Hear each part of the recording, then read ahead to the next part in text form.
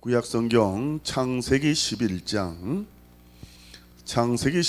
우리 1절에서 9절 말씀 보시겠습니다. 자, 대홍수 사건 이후에 그 노아의 세 자녀는 세계 곳곳으로 흩어졌습니다. 그들은 여러 곳에서 자녀를 낳았고 또 그 자녀들은 또 자녀를 낳아서 오늘의 이 인류를 이루었습니다.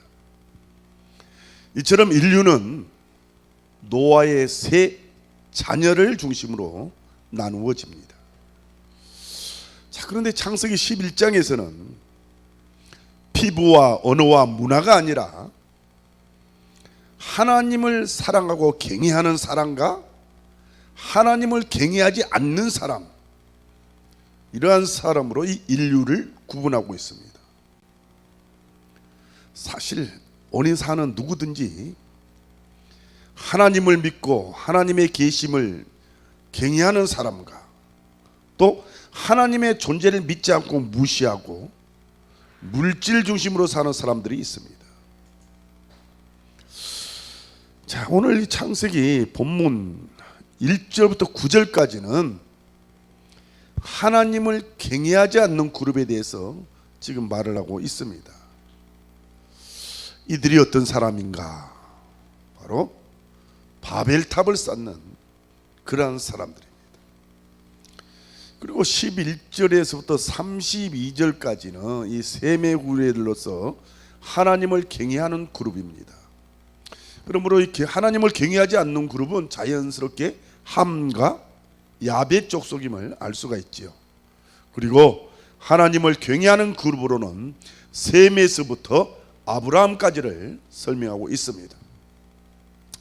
자, 저는 우리나라에도 하나님을 경외하는 사람 중에서 이 아브라함과 같은 위대한 하나님의 일꾼이 나오기를 간절히 소망해 봅니다. 로마서 1장 21절에 보면은 하나님을 경외하지 않는 그룹들을 이렇게 얘기를 합니다. 하나님을 알되 하나님을 영화롭게도 하지 아니하며 감사하지도 않는다. 그들은요, 하나님을 마음에 두기 싫어합니다. 하나님 생각하기를 싫어하고 썩지 않는 하나님의 형상을 썩어서 없어지는 금수와 버러지의 형상으로 바꾸고 말았습니다. 여러분, 오늘날 이 세상은요, 잘못된 신을 섬기고 있는 사람들이 너무너무 많고요, 그들이 이 세상을 지금 지배하고 있습니다. 하나님을 경외하지 않는 그룹들 가운데 그 함의 자녀인 구스의 계보가 있지요. 그런데 그 계보 안에는 니무롯이라는 그들만의 영웅이 있습니다. 여러분, 고대 역사를 보면요, 위대한 전사들이 세계를 지배했던 것을 볼 수가 있습니다. 히틀러나 스탈린 같은 독재자들을 통해서 역사가 지배되어 왔습니다. 그리고 오늘날도 동일하게 그러한 행사들이 계속되고 있습니다. 그런데 창세기 10장 9절 10절을 보면은 이 구스의 아들인 영웅 이 니무롯이 시날 땅에 살았다고 말하고 있습니다. 이 시날 땅이 어떤 땅입니까? 역사의 기원이었던 티그리스와 유브라테스 강 주변이며 이 바벨론 문화가 꼽히던 그러한 장소입니다. 자, 그런데 오늘 본문의 1절을 보면은 온 땅의 언어가 하나요 말이 하나였더라 라고 말씀하고 있습니다. 그렇습니다. 노아 홍수 이전에는 언어가 하나였습니다. 단어와 이 문법이 하나였어요. 아마 그들은 이 셈 족속의 언어인 이 히브리어를 썼을 것입니다. 왜? 이 홍수 이전에 이 지명이나 인명이 모두 이 히브리어로 되어 있기 때문입니다. 자, 여러분, 인간이 가지고 있는 특성 중에 하나가 바로 이 언어입니다. 언어는 하나의 사상과 이 생각을 만들어냅니다. 사상이 없는 언어는 없어요. 근데 아직도 진화론자로는 아직도 이 인간의 언어와 이 동물 짖는 소리의 차이를 설명하지 못하고 있어요. 자, 그런데 여러분 본문 2절을 한번 보시기 바랍니다. 본문 2절, 이에 그들이 동방으로 옮기다가 시날 평지를 만나 거기 거류하며 라고 지금 말씀하고 있습니다. 에덴 동산에서 쫓겨난 인간은 끊임없이 이 동방으로 이동했습니다. 동방, 이 동쪽으로 이동했다는 말이 뭡니까? 하나님을 멀리 떠났다는 말이에요. 여러분, 죄를 지은 인간은요 하나님께 돌아가기를 거부합니다. 그래서 자꾸만 하나님을 떠납니다. 무신론자들이 하나님이 없다고 말하며 하나님을 믿지 않는 까닭이 뭡니까? 하나님이 없기 때문이 아니라 자신들이 죄인이기 때문이에요. 여러분, 잘못한 것이 있는 자녀는요 부모의 얼굴을 쳐다보지 못합니다. 그리고 가까이 가기를 꺼려합니다. 그러나 잘못이 없는 자녀는 어때요? 부모를 좋아합니다. 부모 만나는 것을 즐거워합니다. 마찬가지로 죄가 없는 인간은 하나님을 피할 필요가 없어요. 사랑하는 사람은 어때요? 만날수록 좋습니다. 만나면 만날수록 더 만나고 싶어집니다. 사랑하기 때문에 같이 있고 싶고 같이 있고 싶고 호흡도 같이 하고 싶은 거예요. 만날수록 좋아요. 만나면 만날수록 더 만나고 싶어요.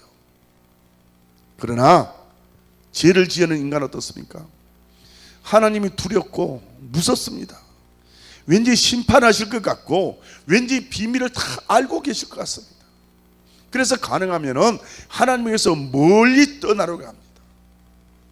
베드로가 예수님을 멀찍이서 쫓아갔던 것처럼 예수님을 믿어도 멀찍이 그렇게 믿습니다. 교회에도 가끔 나가고 또 예배가 끝나기도 전에 일찍 나가버립니다. 저는 여러분 모두가 교회를 가까이 하시기를 바랍니다. 그리고 우리는 예수 믿는 친구가 좋아야 합니다. 어떤 사람들은 예수 믿는 친구가 부담스럽다고, 오히려 세상 친구가 더 편하다고 그렇게 얘기하는 사람도 있습니다. 그러나 여러분, 하나님의 사람들은 하나님을 좋아해야 합니다. 자, 가인의 후예들이 하나님으로부터 떠나기 위해서 에덴 동산에서부터 동쪽으로 가다가 만난 곳이 어디냐? 바로 오늘 본문에 나오는 이 시날 땅입니다. 이들은 처음으로 사람이 살만한 곳을 만난 거예요. 자, 그래서 그들은 이 시날 땅에 머무르기로 하고 그곳에서 자기들만의 이상 사이를 세우려는 야망을 갖습니다. 하나님 없이도 우리는 얼마든지 잘 살 수 있다고 여기서 살고자 했던 것입니다. 바로 이 시날 땅, 바벨론 문화가 만들어졌던 그런 곳 아닙니까? 그러나 여러분, 사람은요 하나님을 피해서는 살 수가 없습니다. 하늘 끝에도 바다 끝에서도 하나님을 피할 수가 없습니다. 하나님을 피해서 숨은 그곳에도 우리 하나님은 계십니다. 자, 그들이 이제 하나님을 피해서 무엇을 합니까? 오늘 3절의 말씀입니다. 서로 말하되, 자, 벽돌을 만들어 견고히 굽자 하고 이에 벽돌로 돌을 대신하여 역청으로 진흙을 대신하고. 자, 여러분, 바벨론 문화 중에서 가장 중요한 것이 무엇이라고 생각합니까? 바로 이 벽돌을 만들어냈다는 것 아니겠어요? 사실 토기 문화에서 이 벽돌을 만들어낸 것은 천지개벽할 만큼 놀라운 사건입니다. 요즘 우리 시대의 위대한 발견이 바로 이 컴퓨터일 것입니다. 그래서 우리는 싫든 좋든 이 컴퓨터를 받아들여야만 합니다. 컴퓨터는요, 우리가 생각하는 것 이상으로 광범위하게 우리의 삶과 이 사고 구조를 바꾸어 줍니다. 이처럼 이 컴퓨터의 발견과 같이 그 당시에는 이 벽돌을 발견한 것이 놀라운 일이었어요. 왜? 벽돌이 없을 때는 어때요? 사람들은 동굴 속이나 나무 위에 집을 짓고 또 돌을 옮겨와서 돌로 뭐 이렇게 모양을 쌓아서 집을 지고 살아야 했습니다. 사실 돌은 뭐 운반하기가 어렵잖아요. 그래서 이 돌집에서 산다는 것은 고통스러운 일이었습니다. 그런데 신할 땅에 와 보니까 많은 자원이 있는 거예요. 그게 뭐냐? 바로 많은 흙을 만난 것입니다. 그래서 그 흙을 불에 구웠더니 아주 단단하고 쓸만한 벽돌이 된 거예요. 그 다음부터는 벽돌로 돌을 대신하고 또 역청을 발견해서 누구든지 집을 지어서 견고하게 살 수 있게 했다는 것입니다. 이것은 그야말로 대혁명이 아닐 수가 없습니다. 그들은 점토로 벽돌뿐만 아니라 그릇도 만들고 항아리도 만들어서 사용했습니다. 아무것도 없던 시대에 흙으로 무엇을 만든다는 이 사건, 이것은 바로 이 문화적인 발전과 기술이었습니다. 그래서 그들은 자기 나름대로 자기들의 지혜와 기술로 이 자기들의 위대함을 예찬했던 것입니다. 오늘 4절을 보니까 또 말하되자 성읍과 탑을 건설하여 그 탑 꼭대기를 하늘에 닿게 하여 우리 이름을 내고 온 지면에서 흩어짐을 면하자. 당시 뭐 이 벽돌을 만든다는 것은 문화적인 혁명이고 그들의 사고 구조를 변화시키는 엄청난 발견이었습니다. 벽돌을 구워서 집을 짓고 진흙으로 그릇 만들고 항아리 만들어서 사용하는 일, 이것이야말로 정말 삶의 질을 높이는 아주 좋은 그러한 방법이었습니다. 자, 여러분, 인간은 핵을 만들었습니다. 핵 자체는 굉장히 좋은 것입니다. 전력을 공급하고 인류의 복지와 평화를 위해서 사용할 수 있는 아주 생활에 많은 도움을 주는 아주 좋은 도구입니다. 그러나 인간은요, 전쟁을 위해서 핵으로 무기를 만들었습니다. 지금 전 세계는 이 핵무기의 위협 아래 놓여 있습니다. 여러분, 미국이 북한에 벌벌 떠는 이유가 뭐가 있습니까? 무식한 사람들이 이 핵을 가지고 있기 때문이에요. 이것이 바로 인간이 가지고 있는 기술 문명의 한계입니다. 마치 사람들이 벽돌 문화를, 그 좋은 문화를 생활의 편리한 도구로 사용하지 않는 것과 같은 그러한 일이다, 그 말이에요. 이 벽돌 문화를 현대적으로 적응해 보면은 과학기술 문명이라고 할 수가 있겠습니다. 과학자들은 어때요? 생명에 도전하는 이 복제 인간에 대해서 말하고 있습니다. 그리고 실제로 복제 동물이 만들어지고 여러 가지 유사한 것들이 많이 만들어져서 생활에 많은 도움을 주고 있습니다. 이처럼 인간의 과학기술은요, 엄청나게 발전이 되었습니다. 그러나 많은 기술이 인간의 복지와 행복과 이상을 주기 위해 만들어졌지만 결과는 그렇지 않다는 거예요.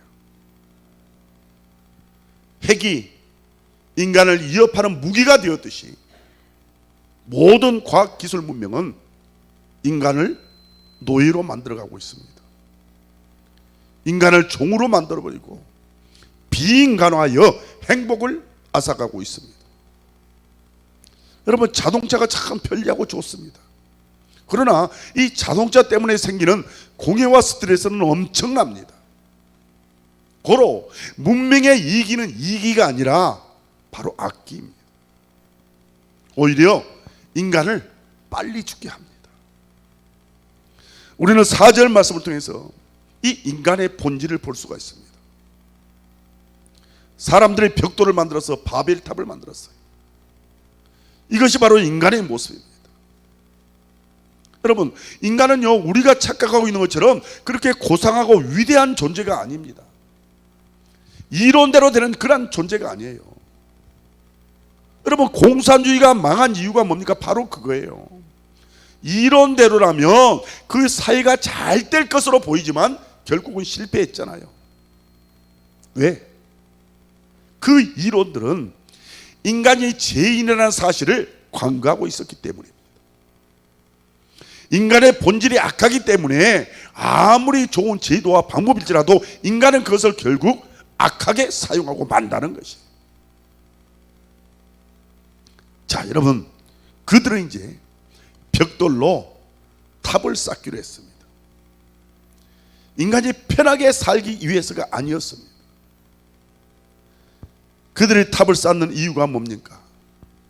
첫 번째, 하늘 끝까지 가기 위해서 쌓자고 합니다.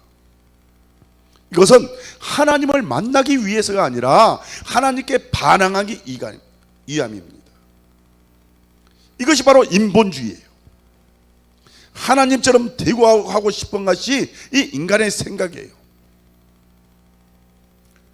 처음 뱀이 인간에게 네가 이것을 먹으면 하나님처럼 될 수 있다라고 유혹했습니다.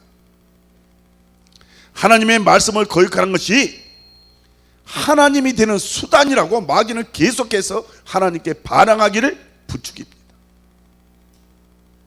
여러분, 부모는요, 자식들이 반항할 때 가장 고통스럽습니다. 자식이 대들 때 자식을 이기는 부모는 없습니다.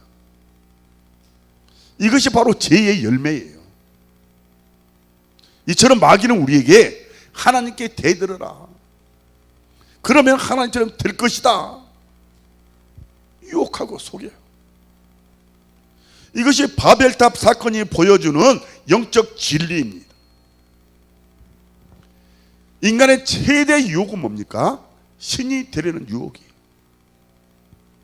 그리고 신이 되려는 유혹은요, 지배욕으로 나타납니다. 인간은요, 사람들을 친구로 삼고 섬기는 대상으로 보지 않습니다. 무조건 종으로 만들려고 합니다. 그 위에 군림하고 싶어하고 명령하고 싶어하고 마음대로 하고 싶어합니다. 그래서 높은 자리에 올라갈수록 위기의 인간이 되는 거예요. 왜? 말 한마디면 모든 것이 해결되기 때문에. 따라서 여러분, 권력이 있을 때 조심해야 합니다. 무엇이든지 할 수 있는 자리에 올라갔을 때 조심하고 사람 부리지 말고 섬겨야 합니다. 이것이 하나님의 정치예요. 사람의 정치는 어떻습니까? 사람을 부리고 사람을 종으로 여기는 거예요. 벽돌을 발견한 이들은 자신들이 위대하다고 생각했습니다. 그래서 그들은 하나님처럼 되자고 생각을 했던 거예요. 두 번째, 이들이 바벨탑을 쌓은 동기가 뭡니까? 우리 이름을 내자는 거예요. 하나님의 이름을 내기 위해서가 아니라 인간의 이름을 내기 위한 그러한 일이었다는 거예요. 한마디로 유명해지자는 거예요. 인간의 본능 중에는 신이 되려는 속성이 있고 자기가 높아지려는 이 죄인의 속성이 있습니다. 저는 가보지 않았습니다. 여러분, 금강산에 가면은 금강산 바위마다 김일성 주체 사상이냐는 뭐 그러한 글들로 바위에 도배가 되었다고 합니다. 하나님께서 만드신 자연에다가 인간의 이름을 붙여놓는 거예요. 이것이 바로 바벨탑이에요. 이것이 바로 인간의 본능이에요. 하나님을 경외하고 섬기는 것이 아니라 내 이름을 내자, 이것이 바벨탑을 쌓는 인간의 모습이라는 거예요. 여러분, 사람들은 겉모술수로요 자기 마음을 막 감추고 있습니다. 그러나 그 내면에는 자신들의 욕망을 채우기 위한 갈등이 있는 거예요. 모두 자기 실속 채우기에 바쁩니다. 정의를 말하고 있지만 그 속에는 권력을 갖기 위한 방법이 대부분입니다. 그 이상 아무것도 아니에요. 그것이 인간이에요. 자, 세 번째, 그들이 바벨탑을 쌓는 동기가 뭡니까? 지면에서 흩어짐을 면하자는 거예요. 사실요, 여러분, 그들은요 하나님이 없는 고독함과 외로움이 있는 무서운 그런 사이를 경험했던 사람입니다. 그래서 그들은 뭉치기 시작한 거예요. 시날 땅에 왔을 때 그들이 발견한 구호가 있습니다. 그게 뭡니까? 뭉치면 살고 흩어지면 죽는다. 이 인간이 발견한 구호예요. 자, 여러분, 일본 사람들은 잘 뭉치는 사람들로 유명합니다. 그러나 여러분, 무조건 뭉치는 것이 중요하지 않습니다. 왜 뭉쳤는지, 무엇을 위해 뭉쳤는지가 중요한 거예요. 사람들은요, 자기를 보호하기 위해서 집단과 세력들을 만듭니다. 처음에는 좋은 동기로 이 그룹이나 세력을 만듭니다. 그렇게 만들어진 전 세계적으로 유명한 것이 뭐가 있습니까? 이시죠, 이시. 이시 공동체, 즉 유럽 경제 공동체예요. 그리고 G7, 요새는 뭐 G8, G9까지도 가죠. 미국, 일본, 영국, 프랑스, 독일, 이탈리아, 캐나다 등 7개 선진국 이 재무장과 중앙은행 총재가 1년에 두세 차례 만나서 뭐 세계 경제 뭐 방향과 뭐 각국 간의 경제 정책 이런 것들을 협조하는 논의 기구가 이 G7이 G7. 그리고 유엔이 있죠. 국제연합. 즉 세계 평화와 안전을 보장하기 위해서 그러한 설립된 기구들입니다. 그런데 여러분, 이러한 모임에는요 하나님이 없습니다. 그들은 자국의 이익만을 보호하기 위함입니다. 그들은 전 세계를 보호하지 않습니다. 다른 나라를 도와주는 것은 자기들 나라가 살기 위한 그런 방편이에요. 이것이 바로 뭡니까? 흩어짐을 면하고 우리끼리 잘 살아보자. 그런 인간의 본질이 죄인의 모습입니다. 자, 그런데 여러분 5절을 보시기 바랍니다. 여호와께서 사람들이 건설하는 그 성과 탑을 보려고 내려오셨더라. 여러분 시편에 보면 하나님이 웃으시리로다 라는 말씀이 있죠. 하나님께서 이 바벨탑을 쌓는 인간들의 모습을 보고 하나님께서는 웃으세요. 여러분 정당을 만들고 단체를 만드는 이 인간의 중심을 보시고 우리 하나님께서는 웃으신다니까요. 자, 하나님이 보시기에 이 바벨탑을 쌓는 일은 매우 심각했습니다. 이 바벨탑 쌓는 것을 그대로 놔두면 어떻게 되겠어요? 구원의 길을 막아버리기 때문에 하나님은 인류의 구원을 위해서 이 바벨탑 쌓는 일을 막아야만 했습니다. 하나님께서는 노아 시대의 죄를 홍수로 심판했습니다. 그런데 하나님께서 다시는 물로 인류를 심판하지 않겠다고 약속하시기 때문에 모두를 심판할 수가 없었습니다. 그러나 그럼에도 불구하고 계속되는 인간의 죄는 막아야 했기 때문에 그래서 하나님께서 강림하신 것입니다. 소돔과 고모라의 죄가 가득 찼을 때 유황불을 내리기 위해서 하나님이 그들을 찾아왔던 것처럼 지금 이들에게 하나님이 오신 것은요 기쁜 일이 아니라 죽음의 소식을 가져오는 아주 슬픈 일이었습니다. 하나님께서 어떻게 일하십니까? 오늘 6절 말씀입니다. 여호와께서 이르시되 이 무리가 한 족속이요 언어도 하나이므로 이같이 시작하였으니 이후로는 그 하고자 하는 일을 막을 수 없으리로다. 여러분 하나님께서 인간에 주신 가장 큰 복은요 이 한 언어와 한 발음입니다. 여러분 홍수로 세상이 심판을 받은 후에도요 이 언어의 복은 계속 유지되고 있었습니다. 언어의 복이 뭡니까? 곧 의사소통의 복입니다. 이 의사소통이 되지 않으면 서로의 생각이나 뜻을 알 수가 없어요. 여러분 부부들이 왜 싸웁니까? 대화가 되지 않기 때문에 싸워요. 좋은 동기로 대화를 시작하지만 의사소통이 제대로 되지 않기 때문에 결국 싸움으로 번지게 되는 거예요. 그래서 이 부부는 이 대화 기술을 배워야 합니다. 특별히 예수 믿는 사람들은 이 말하는 훈련을 잘 받아야 합니다. 이처럼 언어는요, 하나님이 주신 복이었는데 인간의 죄로 말미암아서 이 복마저 지금 잃어버리게 되었습니다. 인간에게 주신 이 언어의 복을 좋은 데 쓰지 않고 하나님께 반항하고 자기 이름을 내고 하나님 없이 자기들만의 이상사회를 만들고자 하는 데 쓰고자 했기 때문에 하나님은 그 언어를 분열시킬 수밖에 없었던 것입니다. 그래서 서로 말을 알아듣지 못하게 했어요. 오늘 7절에 보니까 자, 우리가 내려가서 거기서 그들의 언어를 혼잡하게 하여 그들이 서로 알아듣지 못하게 하자 하시고. 여러분, 바벨 뜻이 뭡니까? 혼잡하게 한다, 그런 뜻 아니겠어요? 여러분, 우리 인간은요, 혼돈한 존재입니다. 역사는 혼돈입니다. 하나님을 만나기까지 우리는 이 혼돈을 피할 수가 없습니다. 그러나 하나님을 만나면 어때요? 질서가 생기고 대화가 생기고 하나님과의 관계가 회복이 됩니다. 그런데 중요한 것은요, 하나님께서는 중요한 일을 결정하실 때마다 언제나 성부와 성자와 성령, 이렇게 삼위 하나님께서 의논하신다는 사실이에요. 사람을 만들 때도 어떻게 했습니까? 우리의 형상을 따라 우리 모양대로 만들자, 그렇게 말씀하시잖아요. 그리고 오늘 본문 7절에서도 자, 우리가 내려가서 라고 말씀하십니다. 여러분, 언어가 혼잡기 때문에 우리는 참 많은 고생을 합니다. 그러나 여러분, 너무 염려하지 말아야 됩니다. 하나님께서는 우리에게 바벨탑 대신, 이 바벨탑 대신 한 장소를 마련해 주셨습니다.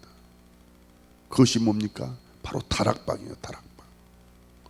사도행전 2장에 보면은 오순절 날에 그들이 다 같이 한 곳에 모였더니 호련히 하늘로부터 급하고 강한 바람 같은 소리가 있어서 그들이 앉아있는 온 집에 가득하며 마치 불의 혀처럼 갈라지는 것들이 그들에게 보여 각 사람이 하나씩 임하였더니 그들이 다 성령의 충만함을 받았다고 했습니다. 성령의 충만함을 받고 새로운 말을 하기 시작했습니다. 바로 방언과 이 천국의 말을 시작한 거예요. 여러분, 천국은요, 언어와 말이 하나입니다. 천국의 말은 곧 사랑이며 방언이며 기도입니다. 이것으로 하나를 만들어 주셨습니다.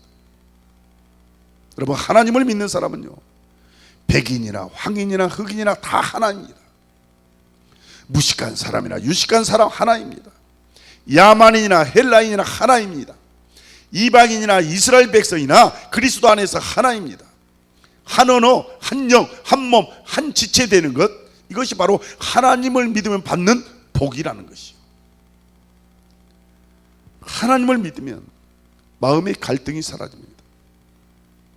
부부의 갈등, 친구와의 갈등이 사라집니다. 그러나 오늘날 이 세상은요, 이기주의적인 그러한 집단이 되었습니다. 자, 오늘 8절 보시면 여호와께서 거기서 그들을 온 지민에 흩으셨으므로 그들이 그 도시를 건설하기를 그쳤더라. 자, 결국 그들은 성 쌓기를 그칠 수밖에 없었습니다.